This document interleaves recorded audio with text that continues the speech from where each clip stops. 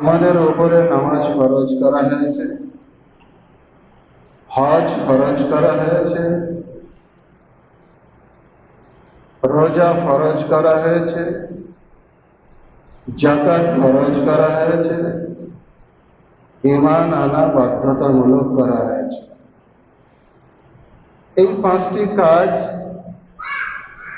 বিশেষ করে মুসলিমদের জন্য সময়ের প্রয়োজন, সময়ে সময়ে করতে হয়,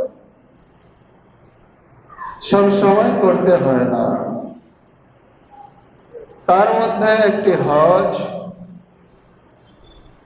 ওই হাজী সাহেবরা যখন আল্লাহর ঘর বাইতুল্লাহ যায়, তখনই ওই হাজী সাহেবগণ একটাই এহরাম বাঁধে।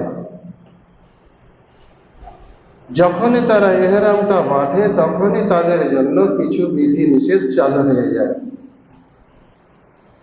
কিছু আদেশ থাকে, কিছু নিষেধ থাকে। যখনই তারা বেঁধে নেয়, তখনই বলে লব্বাইক, আমি এসে গেছি, আমি উপস্থিত হয়ে গেছি। আল্লাহুম্মা লব্বাইক, আল্লাহ আমি আসিয়া পড়ে গেছি, আমি এসে গেছি তোমার দরবারে। লা শারীকা লাকা লব্বাইক, এতে তোমার কোনো অংশীদার নাই, তোমার কেউ শরীকও নাই, তোমার কোনো অংশীদার নাই। ইন্নাল হামদা, সমস্ত নিয়ামত, সমস্ত প্রশংসা একমাত্র তোমারই জন্য। ওয়ান নিয়ামতা, সমস্ত নিয়ামত তোমার পক্ষ হইতে আমরা পাই।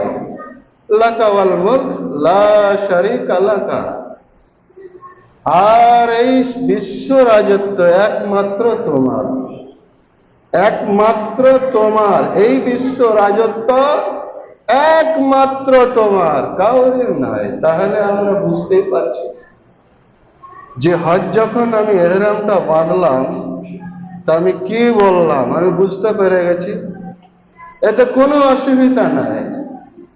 কিন্তু সেই হজ এত বড় একটা কথা নিয়ে পালন করতে গেলাম, যখন গেলাম সোজা বন্ধুর ঘর বাইতুল্লাহ থেকে উপস্থিত হলাম, যেমনি নজরে এসেছে বলছে লব্বাইক আল্লাহুম্মা লব্বাইক লা শারীকা লাকা লব্বাইক ইন্নাল হামদা ওয়ান নি'মাতা লাকা ওয়াল মুলক,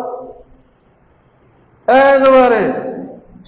আর যে আমরা শুরু করলাম, সেই বন্ধুর দেওয়া নিদর্শন ওই কালো পাথর দিয়ে চুমু দিয়ে তাওয়াফ আরম্ভ করে দিলাম। তাওয়াফ করছি, আবার বলছি হাজির হয়ে গেছি, আল্লাহ আমি উপস্থিত হয়ে গেছি। আর উপস্থিতি হয়েছি একমাত্র তোমাকে নিয়ে, দ্বিতীয় কেউ নয়। এই বলে হাজী সাহেব তাওয়াফ করতে আরম্ভ করেছে। 7 চক্কর দিয়ে দেওয়ার শেষে এসে বলছে আবার সেই ইব্রাহিম, মাকামে ইব্রাহিম গিয়ে নামাজ পড়ছে। নামাজটা যেমনি পড়া হয়েছে তেমনি একেবারে সাফাতে উঠে পড়েছে। আর যেমনি সাফাতে উঠে পড়েছে তেমনি আল্লাহর ঘর নজরে চলে গেছে। সাফা পাহাড় এবং কাবা শরীফ এমন সিস্টেমে তৈরি করা আছে, এমন সিস্টেমে আল্লাহ দিয়ে রেখেছেন যে আপনি চললেই নজর আসবে। তো যেমনি চড়েছে তেমনি বলছে হাজী সাহেব লা ইলাহা ইল্লাল্লাহ ওয়ালা নাবুদু।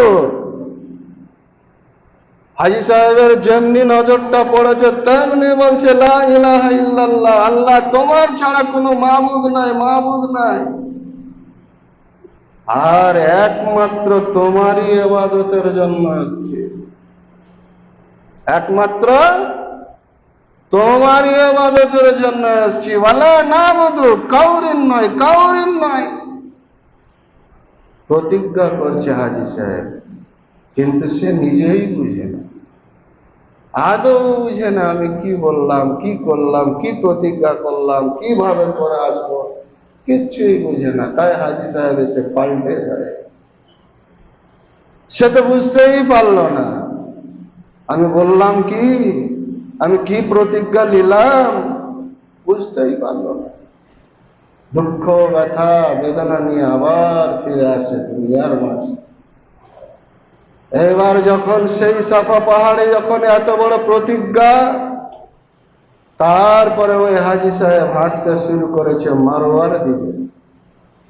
মারোয়া একটি পাহাড়ের নাম। সেই মারোয়ার দিকে হাঁটতে আরম্ভ করেছে। যখন হাঁটে, কখনো জোরসে হাঁটে, কখনো ধুক ধুক দৌড়ায়, কখনো জোরসে দৌড়ায়, কখনো আস্তে হাঁটে, এইভাবে হাঁটে। আর বলে কি বলে, রব্বিক ফির, আল্লাহ আমাকে ক্ষমা করো। দৌড়াচ্ছে আর বলছে জি যাতা কথা নয়, জোরসে হাঁটছে আর বলছে রব্বিক ফির, হে আল্লাহ ক্ষমা করো, ওয়ারহাম, আমার প্রতি দয়া করো। দৌড়াচ্ছে আর বলছে আল্লাহ আমাকে ক্ষমা করে দাও, আমার উপরে দয়া করো, আমার অপরাধমূলক কাজগুলো তুমি সবই জানো, সবই জানো। ইল্লা আনতা আজ্জ, কিন্তু তুমি মহাশক্তিধর এবং মহা দয়া আছে। দৌড়াচ্ছে আর হাজি সাহেব বলছে তা আল্লাহ মাফ করবেন? ইনশাআল্লাহ আল্লাহ মাফ করবে, যদি সে ওই নিয়াতে চেয়ে থাকে তো অবশ্যই মাফ করবে। আল্লাহ হলো গফুর রাহিম। এবার হাজি সাহেব সব সেরে নিল, শায়ের সেরে নিল, সব কিছু সেরে নেওয়ার পর হাজি সাহেব নিজের জীবনকে তৈরি করছে। কোথায়? সেই তাওয়াফ শেষ হলো, সাইও শেষ হলো, তারপরে একেবারে সোজা মিনার মাঠে চলে গেল। এক রাত ক্যাম্পে বসে আছে। আমাদের দেশের বিএসএফ গুলো থাকে না, বর্ডারের কোলে, ঘর নাই দুয়ার নাই, রোদে ঝুপড়িতে বসে আছে, আছে কি না? ঘর নাই দুয়ার নাই, কিচ্ছু নাই, ঝুপড়িতে বসে আছে। আর এমন কোয়ালিটিতে বসে আছে, আর তাদের গায়ে যে জামাগুলো দেওয়া হয় ওই গাছগাছালির রঙের বিভিন্ন কালারিং এর জামাগুলো দেওয়া হয়। গাছে যদি চেড়াই নাই সেই জামার চিনা ভাই কঠিন। আর বর্ডারের কোলে ঘাসের মধ্যে শুয়ে আছে, পাশে যদি একটা সাপ এসে ছোবল মেরে লাই তো কি হবে? তারপরে সৈনিক বলছে আমার জান যাবে যাক, ভারতবর্ষের 140 কোটি মানুষ যাতে সুখী থাকে, সুবহানাল্লাহ করে। এত বড় উদ্দেশ্য নিয়ে বর্ডারে পড়ে আছে, কাম করে পড়ে আছে। বর্ষা হচ্ছে, গায়ের ওপরে বর্ষা হচ্ছে, রোদ, পুরোটা রোদ তার গায়ের ওপর দিয়ে চলে গেল। অনুরূপ হাজি সাহেবরা চলে গেল মিনার মাঠে। ওই মিনার মাঠে ক্যাম্পের ভিতরে, তাঁবুর ভিতরে পড়ে আছে। পরের দিন একবারে সোজা সুরসুর করে দৌড়িয়ে চলে গেল আরাফাতের মাঠে। আর আরাফাতের মাঠে যে হাজি পা দিবে না, ওর হজই হবে না, কারণ ওটা হজের মধ্যে একটা ফরজ অঙ্গ। আরাফাতের ময়দানে পা রাখাটা, যাওয়াটা হজের মধ্যে একটা ফরজ। তো এই ফরজে তাকে পা দিতে হবে। আপনি যে রোদ ছাড়া কিছুই পাবেন না, গাছ না ছায়া না আর কিছু। এবার গিয়ে হাজি সাহেব সব আরাফাতের ময়দানে পড়ে আছে। কতগুলো আছে? প্রায় 50-60 লক্ষ হাজি পড়ে আছে। তার মধ্যে আমাদের দেশে ভারতেরই প্রায় 5 লক্ষ হাজি আছে।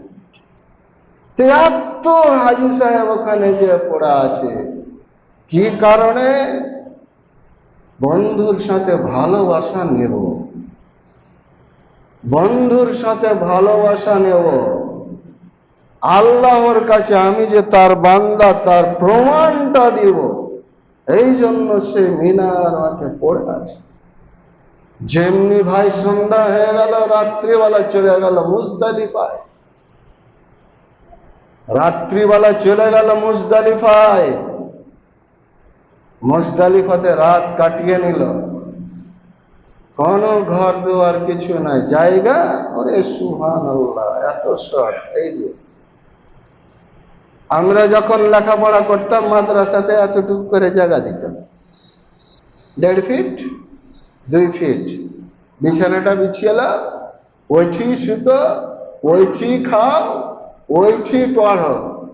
দোসরা কোনো ঘরও ছিল না। এখন অবশ্যই একটু মডিফাইড হয়েছে। আমরা যে মাদ্রাসায় পড়েছি ওই মাদ্রাসায় এখন ইনশাল্লাহ মডিফাইড হয়ে গেছে, অনেকটাই হয়ে গেছে। কিন্তু তখন দেখে, তারপরেও দেখতাম ছেলেগুলো কেউ বাড়ি পালায় না।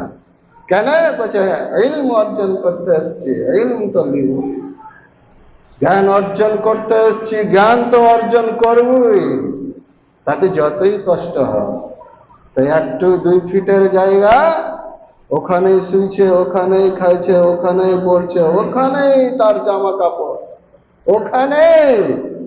আর মাথার আগাদিকখানে একটা বাক্স, আর জিনিসপাতি গুছিয়ে রাখার জন্য একটা বাক্স মাথার দিকে রেখে দিয়েছে, ওটাই আর বালিশ, ওটাই আর সব। তা এইভাবে একটা শিক্ষা প্রতিষ্ঠান যদি এত ক্রাইসিসে থাকে, তাহলে আপনি আগাবেন কি দিয়ে? ভাবেন, বুঝেন। তো আমাদের হাজী সাহেবেরা, তারা তো দেখছি এতটুকু জায়গা, একবারে এতটুকু জায়গা, ওখানেই থাকবে, ওখানে রাত অতিবাহিত করবে। আবার পরের দিন চলে গেল সেই মিনার প্রান্তে। যেমনি গিয়ে হাজির, তেমনি এবার শুরু হলো জুমারাত, কাঁকর মারা, কঙ্কর মারা।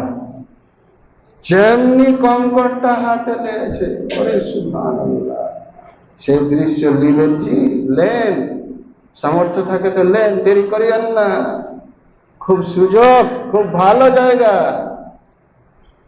যেমনি লেগেছে,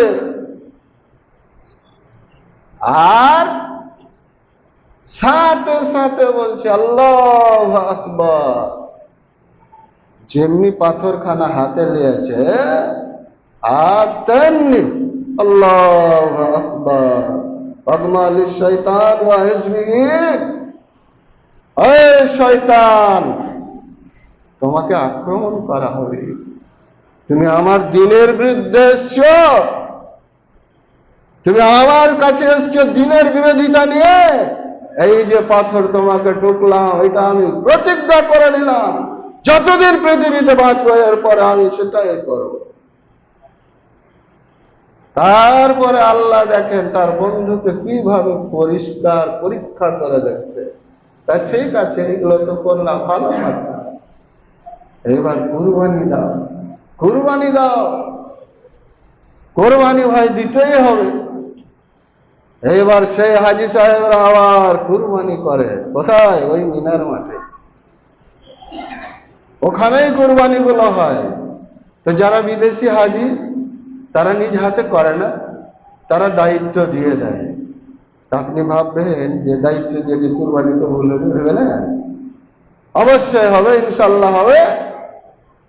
দায়িত্ব দিয়ে দেয় যে আমার একটা উট এখানে দেওয়া হলো, তাই ব্যাংকে কেউ এখান থেকে ডাইরেক্ট ব্যাংকে লাগিয়ে দেয়, টাকাটা তুলে নেওয়া হয়, তারপরে কেটে টাকাটা তুলে ওই উট কিনে নেওয়া হয়, উটে কেনার পরে আবার জবাই করে দেওয়া হয়। এবার যারা আপনাকে নিয়ে যায়, যেসব মুআল্লিম আপনাদের নিয়ে যায়, ওই মুআল্লিম গুলোকে যদি আপনি দেন, তারাও আবার কিনে আবার ফেরত। ধরেন দিলে না, তো আপনার কুরবানি হবে না? আপনার যে এটা ঠিক আছে, আপনার যে অন্তরটা ঠিক আছে, সে কুরবানি দিলে তো এমন কি, আর না দিলে তো এমন কি। আমি তো এটা যে ঠিক রেখেছি, আমার অন্তরটা যে আমি ঠিক রেখেছি, ঠিক রেখেই তো আমি টাকাটা হস্তান্তর করে দিয়েছি। এবার কে করবে কে করবে না সেটা তার ব্যাপার, করবে না তাকে জবাবদিহি লাগবে, আমাকে লাগবে না। আপনি এই মসজিদের কটা দেন, 100 টাকা ফেলে দেন, একটাও টাকা মসজিদে লাগলো না কাজে, তবু আপনার লেগে গেছে। সুবহানাল্লাহ বলে, আপনি ফেলেছেন, আপনার লেগে গেছে, কাজে লাগায়নি, এর কমিটি বুঝবে। টাকা কাজে লাগায়নি, কমিটি বুঝবে। এই যাতা ব্যাপার নাই, আপনি যেটা মনে করে নিয়েন না। একই বলছে